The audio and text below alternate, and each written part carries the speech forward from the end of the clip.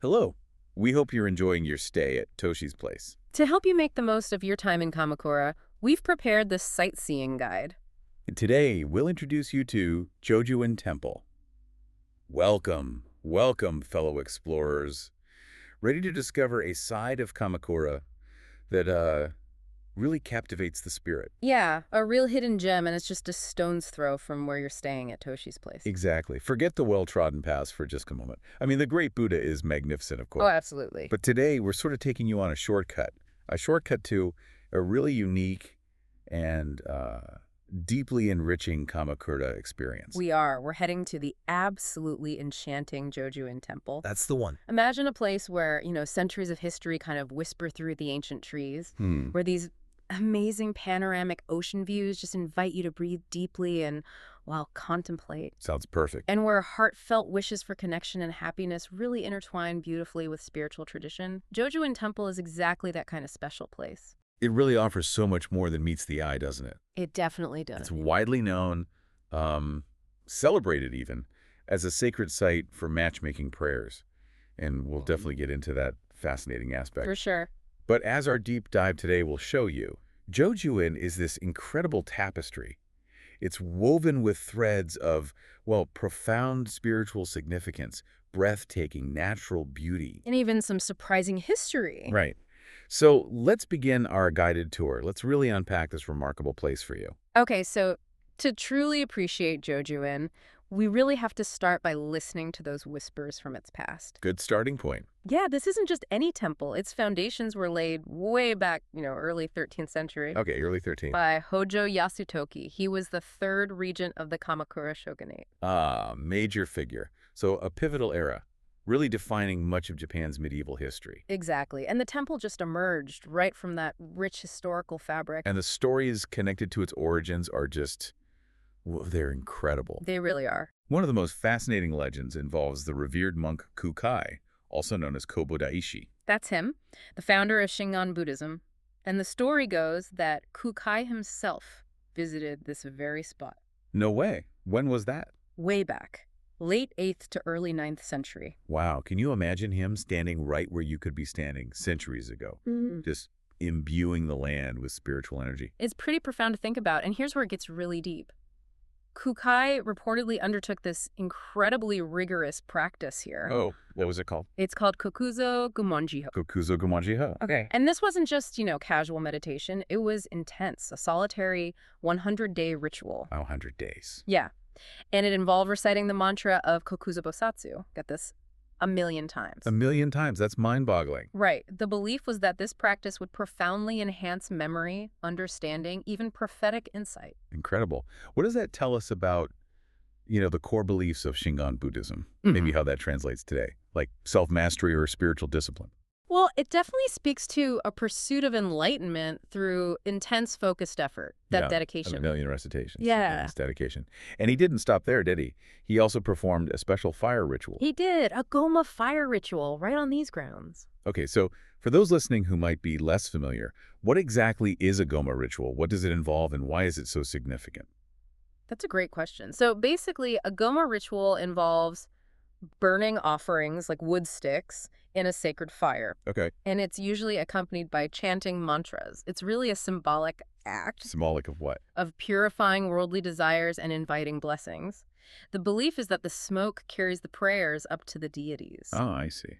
So Kukai's ritual here was believed to purify the land itself and bring this deep sense of peace, essentially creating a sacred space that, still endures. That's amazing, but sadly, like a lot of historical sites in Kamakura, Jojuin faced destruction, right? Unfortunately, yes. Early 14th century, during Nida Yoshisada's attack on Kamakura, the temple was lost. But its spirit endured. It was beautifully rebuilt in the late 17th century. Much later then. Yeah, during the Edo period by a dedicated monk named Yusen. It's like a phoenix, really. Rising from its ashes, embodying resilience. Great way to put it. And speaking of its location, it wasn't just chosen for the views or the spiritual vibe, was it? Not at all. The hill Jojuin sits on, it was actually a key military stronghold. Really? Military? Yeah, it played a strategic role in Kamakura's coastal defense, offered commanding views that were vital back then in a more turbulent era. Wow. That contrast, this peaceful temple on what was once a defensive spot, that adds a really fascinating layer to its story, doesn't it? It absolutely does. A site of truly layered history. Okay, so let's move from those whispers of the past to the present. Let's explore the highlights which you'll actually see, hear, and feel when you visit today. Sounds good. What stands out first as we approach? Well, the journey itself is definitely part of the experience. Your climb up to the main hall starts with those famous stone steps. The 108 steps. Exactly. And it's not just a physical climb, you know? Yeah. Symbolically, these steps represent the 108 earthly desires. The Bono in Buddhist teachings. Right, Bono. So as you ascend, it's almost like you're mindfully shutting those desires with each step. It builds anticipation for what's at the top. It's like an invitation to a deeper, more reflective entrance. I like that. Yeah. And what a reward awaits. Tell us about the view. Oh, once you reach the summit, you're greeted by truly panoramic, just breathtaking views. You can see the ocean. Absolutely. You'll see Yugahama Beach and Zaimakuza Beach stretching out below you, the Pacific Ocean sparkling. Oh, wow. I can just picture it. The ocean breeze, that vastness. Yeah. It really puts things into perspective, doesn't it? It really does. And it's definitely a prime photo opportunity. So have your cameras ready. Good tip. Seriously, the views are incredible. But the real heart of Jojuin, I think, lies within its deities and the devotion they inspire. Okay, tell us about the main hall. So the main hall enshrines Fudo-Myō as its principal deity. He's known as a fierce protector, a remover of obstacles. Romeo. And you'll also find other revered figures like Danichi Nyorai, Sho Cannon. Oh, Sho Cannon. That's part of the Kamakura 33 Cannon pilgrimage, isn't it? Site 21, that's right. You'll also see a seated statue of Kukai himself and Jizo Bosatsu, the protector of children. It's fascinating, though. While all these deities are significant, the Enmusubi Fudo-Myō is particularly popular. It really is. It's famously linked with matchmaking. But you mentioned its blessings go way beyond just romantic love. Can you elaborate on that broader reach? Absolutely. I mean, yes, it draws many seeking romantic connection, but its blessings truly extend to fostering harmonious connections in all parts of life. Like work relationships. There were studies. Exactly. People come seeking good fortune in work, studies, parenting, even just general protection and positive connections within their community. So it's about purifying your path and creating good relationships across your entire life. Precisely. Which is such a powerful idea, right? Yeah. It connects everyone, students, parents, professionals. And traditionally, Fudo-Myō is also believed to cut through worldly desires and ward off misfortune. Ah, hence the protective aspect. Right. Which is why many visitors request those Goma prayers and talismans here, you know, for purification and protection. That makes so much sense. Yeah. Bringing harmony to your whole world. And speaking of connections, you absolutely have to check out some of the charming statues that draw so many people. Where should we look for those? Okay, so right in front of the main hall, you'll spot a smaller statue. It looks like a couple, kind of arm in arm. Ah, the couple statue. That's the one. It's seen as a powerful symbol of romantic success.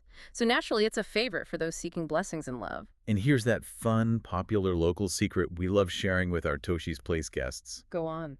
It's said that if you take a photo of this couple statue and set it as your phone wallpaper, well, it brings good fortune and love. Hey, worth a shot, right? Totally. Definitely give that a try. You never know what good vibes it might send your way. And beyond romance, the temple also offers blessings for family. You'll find the Koyasu Jizo. And Sosu Jizo. What's that associated with? Specifically believed to help with fertility, safe childbirth, and just overall parenting support. That's wonderful. And right nearby are the childbirth stones, just two smooth, round stones. And you touch them? Yeah, it's believed that touching these stones can bring blessings for a growing family. These small interactive things make the visit feel so personal, you know? Definitely. And for a bit of everyday cheer and a nice reminder about kindness, look for the Nade Karu. The stroking frog. I love that one. Me too. This charming little statue symbolizes happiness returning to you when you approach it with a kind heart. It's just one of those delightful details. Makes the temple feel so welcoming, full of these small, meaningful interactions. It really does. And the temple also boasts incredible seasonal splendor, right? Yeah. That adds another whole layer. Oh, definitely. For a long time, Jojuin was famously known as the Hydrangea Temple. Because of all the bushes lining the approach. Exactly. There used to be a magnificent 262 hydrangea bushes. Created this amazing sea of color in early summer. Wow, 262. But there's a really touching story about those hydrangeas, isn't there? There is. It really reveals the deep heart behind this temple. Between 2013 and 2017, Okay. these hydrangeas were gradually relocated. They were sent to various temples up in Minami Sanriku. Minami Sanriku, that's in Miyagi Prefecture, right? The area hit hard by the Great East Japan earthquake. That's the one. This beautiful act symbolized recovery, remembrance, and forging new bonds between the communities, literally sending roots of hope.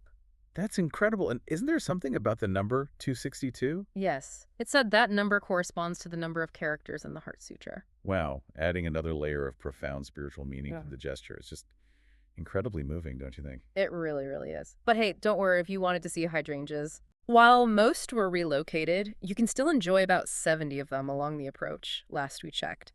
They still offer vibrant colors and that stunning ocean backdrop in early summer. Perfect. And what about other seasons? Autumn. Yes, if you visit in autumn, you'll be treated to a different charm. Beautiful bush clover. It sways gracefully in the breeze. Bush clover. Mm. Isn't that the official flower of Miyagi Prefecture? It is. Nice connection, right? A subtle nod to that enduring bond formed through the hydrangeas. That's lovely. Now, the temple also holds some fascinating hidden treasures, especially for those seeking maybe deeper blessings of wisdom. It does. One really notable spot is the Kokuzo-do Hall. Kokuzo-do Hall. What's enshrined there? It enshrines a hidden statue of Kokuzo Bosatsu. And this statue is particularly special Why is that? because it's said to have been venerated by none other than Minamoto no Yoritomo himself. The Minamoto no Yoritomo, founder of the Kamakura shogunate. The very same. That's a serious historical endorsement, right? Absolutely. So it's a hidden statue. Does that mean you can't usually see it? That's right. And here's a special note for anyone interested in those deeper spiritual blessings. This hidden statue is only displayed once a year, Only once. When? on January 13th. And on that specific day, they also hold special Goma rituals. The fire rituals again? Yep, at 11 a.m. and 2 p.m. It's believed this particular bosatsu blesses wisdom and memory. Wisdom and memory. So it would be especially meaningful for certain people. Very much so, especially for those born in the year of the ox or tiger or anyone observing the traditional Juzon Meiyeri rite of passage. Juzon Mary, that's the coming-of-age ceremony for 13-year-olds, right? Yeah. Seeking wisdom as they enter adolescence. Exactly, seeking wisdom and good fortune. So because it's so popular, especially on that day, what's the advice if you want to go talisman? I definitely recommend registering for it in advance. Crowds are expected, so planning ahead is key. It's a really special, rare opportunity. Good practical tip. And you mentioned something else nearby. Oh, well. Right, just a short, peaceful stroll from Kokuzo-do Hall. You can find Hoshinoi, the Star Well. Star Well. It's one of Kamakura's 10 famous wells. Just a lovely little historical spot for a quiet moment. Nice. And continuing with the artistic and historical links, there's a replica statue, too. Yes, a striking replica of the ascetic monk Mangaku. Mangaku. He's the legendary figure who urged Yoritomo to rise to power. Right, the very one. A powerful figure. And this depiction even inspired Mangaku, the renowned sculpture by Ogihara Rokuzan. Ogihara Rokuzan, a pioneer of modern Japanese sculpture. That's him. Just shows the temple's connection to artistic history as well as spiritual history. Amazing connections. Yeah. Now, before leaving, many visitors like to collect a memory, maybe a gashoin, those temple stamps. Oh, absolutely. They're like beautiful artistic proof of your visit, a wonderful keepsake. Does Jojuin offer them? Yes, they offer 4 different types, actually. 4 types. Okay, what are they for? Well, there's one for the main deity, Fudo Myo, one for the Kamakura 33 Canon pilgrimage, since it's Site 21, Right. another for the Kamakura 13 Buddha pilgrimage, it's Site 13 there, and even one for the Shinshikoku Tokoku 88 temple pilgrimage. Wow, quite a selection. How do you get them? They are currently issued in a pre-printed format. You can get them right at the temple's office during visiting hours. Okay, pre-printed. Good to know. Yeah, just a little tip, though. It's always a good idea to just double-check on-site when you visit. Sometimes details like that can change. Always good advice. Okay, so now that everyone knows about Jojuin's incredible history, highlights, and hidden gems, let's talk about making the visit really special. Yeah, some practical tips, especially tailored for you, our valued guests at Toshi's place. First things first, embrace that climb up the 108 steps. Definitely. It's more than just getting up the hill. Think of it as a mindful transition into the temple's spiritual space. Don't rush it. Feel that shift with each step and the reward. Those views at the top are truly worth every single step, right? For your camera and your soul. Absolutely. And definitely take a moment to engage with the temple's spiritual side. Find a quiet spot, maybe reflect a little. Or make a heartfelt wish at the Enmusubi Fudomio, knowing its blessings are broad for all harmonious connections. Exactly. And yes, you got to try that fun phone wallpaper tip with the couple statue. You have to. It's a lighthearted tradition. Lots of people enjoy it. A great way to bring a little bit of Jojuin's charm home with you. And don't forget to interact with those other charming statues. Like touching the childbirth stones. Right, if you're hoping for family blessings. And give a gentle stroke to the Nade Kairu for that returning happiness. These little tactile things really enhance the visit. Connects you to the local beliefs. We also suggest planning your visit based on what you'd like to see blooming right. Yeah, good point. If you love that vibrant splendor of hydrangeas, early summer is your time. Gorgeous colors against the ocean. And if you prefer, maybe, the serene beauty of swaying bush clover and crisp air. Then autumn is perfect. Gives the temple a completely different vibe, but just as enchanting. And for those seeking a truly unique cultural immersion. Mark January 13th on your calendar. That's the day for the hidden Kokuzo Bosatsu statue and those special Goma rituals. A rare and profound opportunity to witness an ancient ceremony, soak up that energy. And while you're there, take that peaceful stroll near Hoshinoi, the star well. Okay, now for our special tip, just for Toshi's Place guests. This is key. Go for it. Joju-in is literally within easy walking distance from your accommodation, like really easy. Super close. Which makes it absolutely ideal for a relaxed morning stroll. Maybe even before you think about breakfast. Totally doable, because Toshi's Place has that flexible, unmanned style. Right. With the kitchen. Exactly. You can enjoy Joju-in at your own pace, maybe grab a coffee on your way back, then return and make your own breakfast whenever you like. It's perfectly designed for convenience. Allows for a really tranquil start to your day. It does. Now, to really experience that peace, what are the best times to visit? We generally suggest early mornings or weekdays. To avoid crowds. Yeah. Sunset hours. I mean, the lighting is absolutely stunning for photos, no doubt. But it tends to attract more sightseers. So if tranquility and a more personal, spiritual moment are what you're after. Aim for those quieter times. Early morning is great. And a quick practical comfort tip. Those stone steps, while beautiful, they are steep. Oh, yeah. Definitely wear comfortable footwear. Essential. Also, just a heads up, tripods are prohibited within the temple grounds. Good reminder. And of course, respectful behavior is always expected. It is a sacred place. Observing those guidelines is part of connecting with its spirit. Well said. Okay, let's quickly cover getting there. Right. From Toshi's Place, like we said, easy walk. Perfect, close-by exploration. Just step out and you're practically there. And if you're coming from further afield, or maybe exploring more of Kamakura first? Public transport is super straightforward. Joju-in Temple is about a 5-minute walk from Gokurakuji Station. Gokurakuji Station. That's on the Inadin line, right? The scenic one. Yep, the incredibly scenic Inadin line. Taking that train is an experience in itself. Charming coastal views as it winds through Kamakura. Love that train. And finally, for planning the day, temple hours. Generally 8 a.m. to 5 p.m. Okay, 8 to 5. Just one note. During the colder months, so from November 1st to March 1st, they close a little earlier. How early? At 4:30 p.m., so just keep that in mind if you're visiting in winter. What did you think?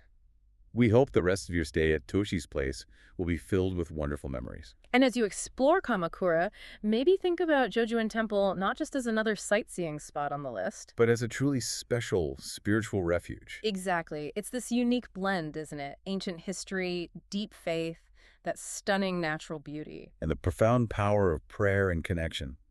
It's a place that kind of asks you to slow down, reflect. Maybe even make a wish for harmony in your own life. A place like Joju-in can offer a really wonderful sense of fulfillment, maybe peace of heart. Connects you to the timeless spirit of Kamakura in a very personal way. It really can. So we invite you to discover even more of Kamakura's hidden gems, just like Joju-in. There's always something incredible waiting, often just around the corner. Waiting to offer you a moment of profound peace or unexpected beauty. Happy exploring.